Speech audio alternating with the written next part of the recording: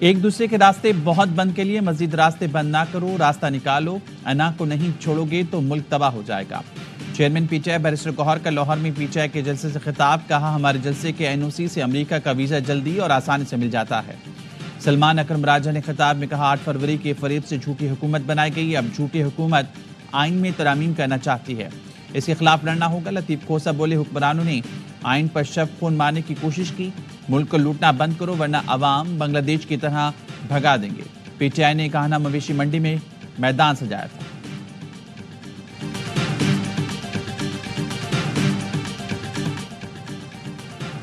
نون league نے پی T آئی کا جلسہ ناکام قرار دے دیا۔ وفاقی وزیر اطلاعات عطا تارڑ نے کہا پی ٹی آئی کو جلسے کے لیے فری ہینڈ دیا لیکن لوگ نہیں آئے، پنجاب والے مہمان نواز لوگ ہیں، رکاوٹ کھڑی نہیں کی، راستے کھولے، فلاپ جلسے کے بعد یہ جرت نہیں کر سکیں گے کہیں جلسہ کریں۔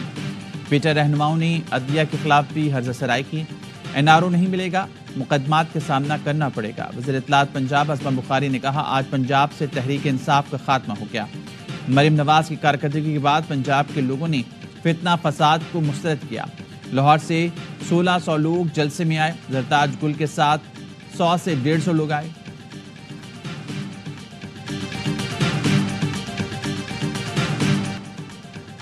علی امین گنڈاپور کے پہنچنے سے پہلے جلسہ ختم، 6 بجتے ہی سپیکر بجنے بند، لائٹیں بجھا دیں۔ لاہور انتظامیہ نے ٹائم ختم ہوتے ہی پی ٹی آئی کا جلسہ ختم کرا دیا۔ پی ٹی آئی اسلام آباد کی طرح لاہور میں بھی وقت کی پابندی نہ کر سکی، ڈیڈ لائن کے بعد بھی جلسہ جاری تھا۔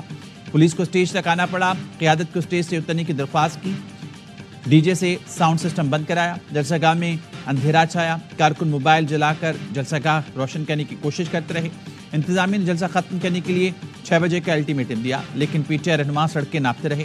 بیرسٹر گوہر ٹائم ختم ہونے سے 15 منٹ پہلے آئے۔ علی امین گنڈاپور قافلے کے ساتھ جلسہ ختم ہونے کے 2 گھنٹے بعد جلوہ افروز ہوئے، کارکنوں کے بیچ کھڑے ہو کر لہو گرمانے کی کوشش کی، کہا جلسہ گاہ آخر حاضری دے دی، سلام قبول کریں۔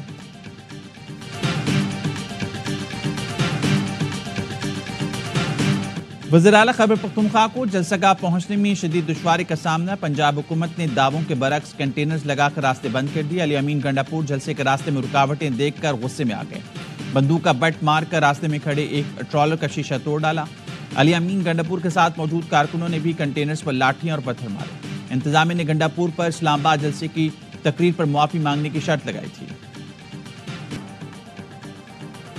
تھانہ I-9 کے مقدمے میں وزیر اعلیٰ خیبر پختونخوا کے ناقابل ضمانت وارنٹ جاری، جوڈیشل کمپلیکس حملہ کیس میں علی امین گنڈاپور کی ضمانت قبل از گرفتاری کی درخواست خارج۔ جوڈیشل مجسٹریٹ اسلام آباد شائستہ کنڈی نے علی امین گنڈاپور کے خلاف اسلحہ اور شراب برآمدگی کیس سننے سے معطل کر لی، کیس واپس سیشن جج کو بھجوا دیا۔ آڈیو لیکس کیس میں ایڈیشنل سیشن جج نے علی امین گنڈاپور کی حاضری سے استثناء کی درخواست منظور کر لی۔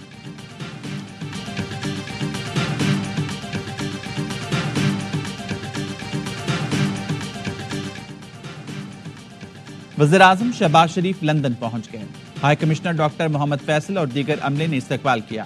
وزیر اعظم سینٹرل لندن میں اپنی رہائش گاہ پر 2 روز قیام کریں گے، 23 ستمبر کو امریکہ روانہ ہوں گے، اقوام متحدہ کی جنرل اسمبلی سے خطاب کریں گے، سائیڈ لائن پر مختلف سربراہان مملکت سے ملاقاتیں ہوں گی۔ شہباز شریف نے سوشل میڈیا بیان میں کہا جنرل اسمبلی کے پلیٹ فارم سے عالمی برادری کے سامنے پاکستان کا نقطہ نظر پیش کروں گا، پاکستان کے موقف اور مفادات کی ترجمانی کروں گا، بین الاقوامی شراکت داری مضبوط کرنے پر پاکستان کی کوششوں سے دنیا کو آگاہ کیا جائے گا۔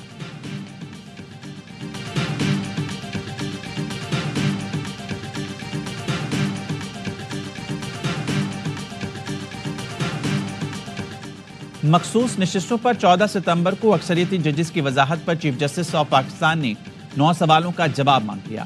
چیف جسٹس کا رجسٹرار سپریم کورٹ کو خط سوال کیا، الیکشن کمیشن اور تحریک انصاف نے وضاحت کی، درخواست کب دائر کی، درخواستیں پریکٹس پروسیجر کمیٹی میں کیوں نہیں بھیجی گئیں، متفرق درخواستیں کاز لسٹ کے بغیر کیسے سماعت کے لیے فکس ہوئیں، کیا رجسٹرار آفس نے متعلقہ فریقین اور اٹارنی جنرل کو نوٹس جاری کیا، کس کمرہ عدالت یا چیمبر میں درخواستوں کو سنا گیا اور کس نے سماعت کی، درخواستوں پر فیصلہ سنانے کے لیے کاز لسٹ کیوں جاری نہیں کی گئی، فیصلہ سنانے کے لیے کمرہ عدالت فکس کیوں نہیں کیا گیا، اوریجنل فائل اور آرڈر سپریم کورٹ آفس میں جمع ہوئے بغیر فیصلہ کیسے اپلوڈ ہوا، فیصلہ سپریم کورٹ ویب سائٹ پر اپلوڈ کرنے کا حکم کس نے دیا۔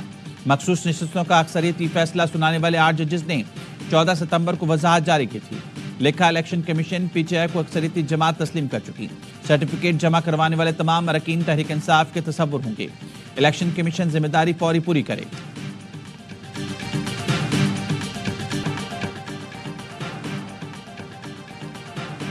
पीटीआई ने मखसूस नशिस्तों के मामले पर फिर सुप्रीम कोर्ट से रुजू कर लिया। मखसूस नशिस्तें दूसरी जमातों को तकसीम से रोकने की इस्तदा। मौके पर अपनाया स्पीकर कौमी असम्बली के खत की कोई कानूनी हैसियत नहीं। इलेक्शन कमीशन ने स्पीकर कौमी असम्बली के खत को मुस्तरद कर दी। पीपल्स पार्टी की समीना खालिद घुर्की की मखसूस नशिस्त पर रुकन कौमी असम्बली बन गई। इलेक्शन कमीशन ने कामयाबी का नोटिफिकेशन जारी कर दिया।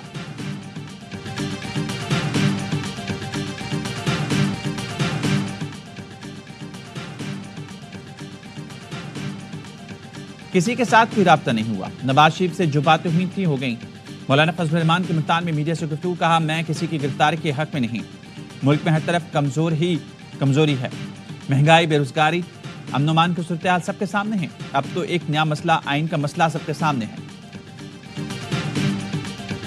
टैक्स अहदाफ हासिल करने के लिए हुकूमत की 1 खरब रुपए का मिनी बजट लाने की तैयारी। सेल्स टैक्स इस्तिस्ना खत्म और विदहोल्डिंग टैक्स आयद किया जा सकता है। ज़रा एफबीआर का कहना है अगस्त और सितंबर का रेवेन्यू शॉर्टफॉल 250 अरब रुपए तक पहुंच जाएगा। हर माह रेवेन्यू शॉर्टफॉल के बायस माली साल के अख्ताम तक टैक्स हदफ हासिल नहीं किया जा सकेगा। रवा माली साल में टैक्स हदफ 12,970 अरब रुपए रखा गया है। टैक्स नेट बढ़ाने के बजाय मौजूदा टैक्स नेट पर मजीद बोझ डाला जाएगा।